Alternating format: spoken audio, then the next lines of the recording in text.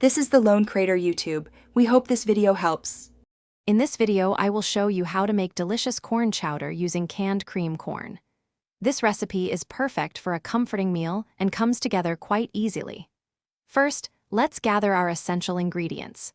You'll need 2 15-ounce cans of creamed corn, 4 cups of chicken broth, 1 cup of diced potatoes, and 1/2 cup each of chopped onion and celery. Don't forget 2 tablespoons of butter and 1/4 cup of all-purpose flour to help thicken our chowder.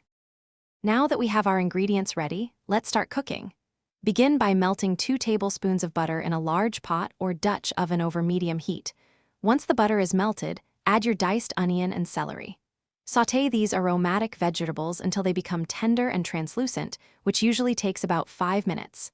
Next, stir in 1/4 cup of all-purpose flour. This step creates a roux, which will be the base for thickening our creamy chowder. Cook the roux for about 1 minute, stirring constantly.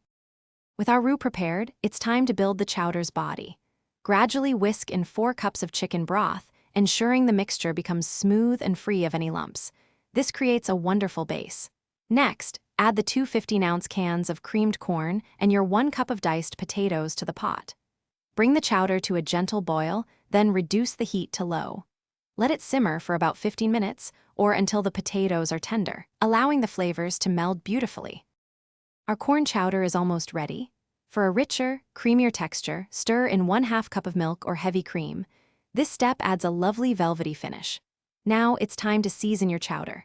Add salt and freshly ground black pepper to taste, adjusting until it's just right for you. Serve your warm, comforting corn chowder in bowls.